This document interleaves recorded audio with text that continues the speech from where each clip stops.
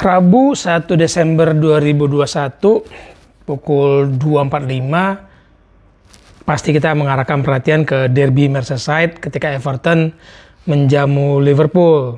Dan siapa yang ditunggu banyak orang? Sama-sama kedua fans menunggu seperti apa Rafael Benitez yang notabene sekarang menjadi pelatih Everton akan meracik strategi menghadapi mantan klubnya yang pernah dibawa menjadi juara Liga Champions di Istanbul 2005.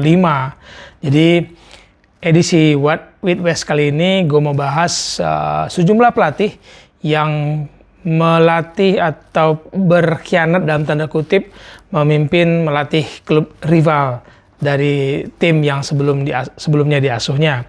Ya, contoh pertama jelas Rafa Benitez ya, karena musim ini dia bergabung bersama Everton sejak 2021 ini setelah dia memimpin Liverpool 2004 sampai 2010. Memang dia pernah pindah ke beberapa klub lain termasuk ke Italia, ke Spanyol, tapi musim ini semua orang melihat bagaimana Rafa akan melatih Everton. Jadi sisi-sisi humanity dari sepak bola itu banyak yang bisa kita soroti. Nah, semua orang melihat Benitez. Lalu kita mundur yuk ke beberapa tahun sebelumnya. Pasti sosok Jose Mourinho menjadi salah satu sorotan kita, ya kan? Bukan karena dia pernah menjadi mantan asisten Sir Bobby Robson di Barcelona, era dia sebagai penerjemah maupun sebagai asisten pelatihnya Bobby Robson, tapi kita pernah baca lah tahun 2008 itu dia pernah ditawari sebenarnya oleh kubu Barcelona untuk menjadi pelatih Barcelona. Nah, dia sudah diinterview waktu itu isunya dan dia mempersiapkan Pep Guardiola sebagai asistennya. Tapi ucuk-ucuk manajemen Barcelona punya cerita lain, punya rencana lain, malah Pep yang kemudian diangkat menjadi pelatih Barcelona.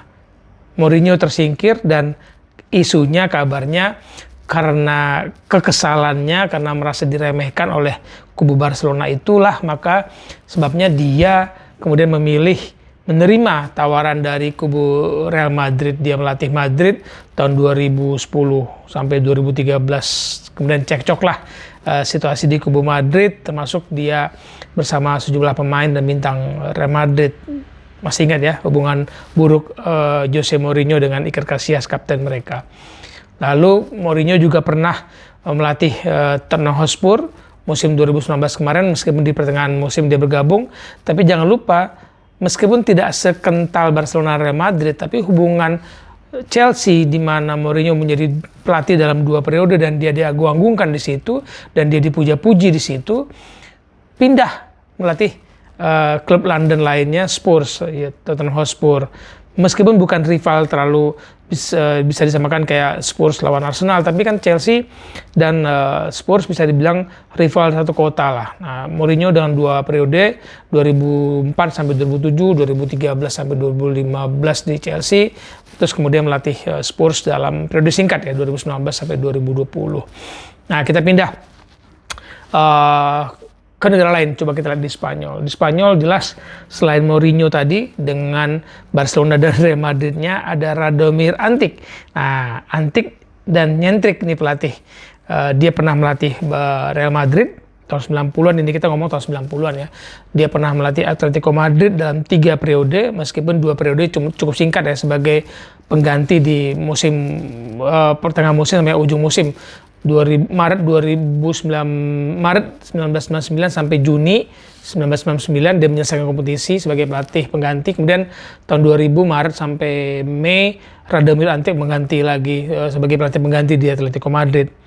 Dia pernah juga melatih Barcelona 2003, tapi tidak sepanjang musim Februari sampai Juni 2003. Jadi Radomir Antic pelatih yang antik dan nyentrik melatih 3 tim rival di Liga Spanyol. Real Madrid tahun 1991-92, Atletico 3 kali dia melatih, kemudian Barcelona.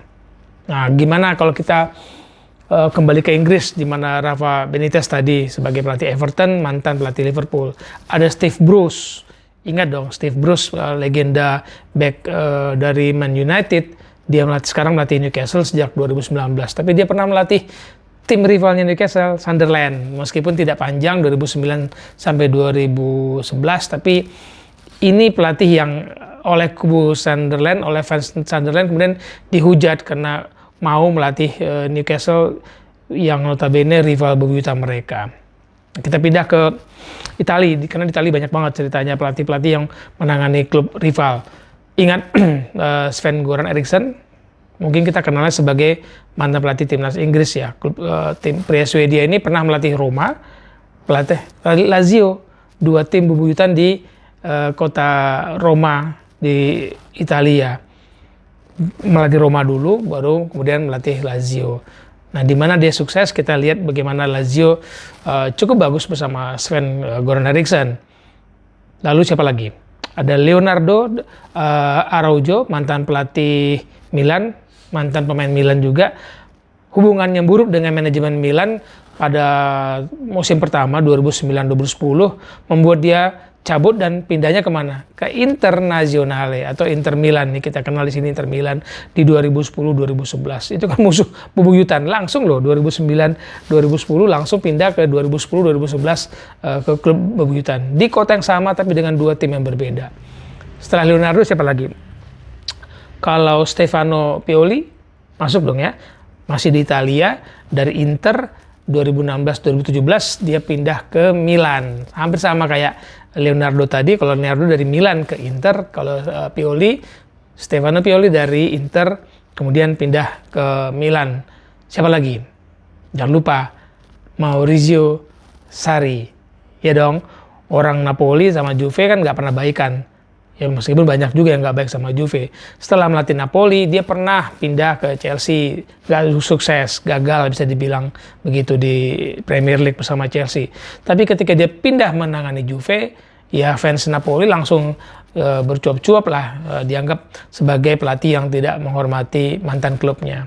Tapi itulah sepak bola, profesional tidak bisa diukur dengan hanya mengandalkan kecintaan terhadap satu klub, karena dia bukan dilahirkan oleh klub itu, karena dia bukan dibiayai oleh klub itu. Ketika klub A sudah tidak lagi membiayai, memberi dia gaji, si pelatih ini bebas dong melatih ke klub B yang notabene rival, atau klub C, klub D. Kembali kepada pemilihan sikap si pelatih. Kecuali si klub A mau gaji terus si pelatih ini selama nggak boleh melatih tim rival, dia digaji gitu ya. Ya sekarang siapa yang mau gaji dia kalau bukan klub A tadi yang pernah dia latih kemudian tidak membolehkan dia melatih klub B. Nggak ada urusan, profesional. Loyalitas profesional itu nggak bisa dibenturkan. Dia loyal, mungkin dia cinta. Seperti misalkan Pioli, mungkin dia cinta kepada Inter, tapi dia butuh makan, dia melatih Milan. Dan kita tunggu bagaimana situasi hubungan itu membaik seiring dengan prestasi yang diberikan kepada klub barunya. Mungkin klub lama menyesal kenapa dilepas, tapi klub baru akan menuntut prestasi yang bisa dihadirkan setelah resiko mereka mengambil pelatih yang pernah melatih rival mereka. Jadi dari situ dulu cerita kita di What with West soal pelatih sepak bola yang menangani mantan tim rival atau mantan klub yang sebelumnya dia bela, rival klub yang sebelumnya dia bela. Sampai jumpa di What with West berikutnya. Salam bola untuk kebaikan.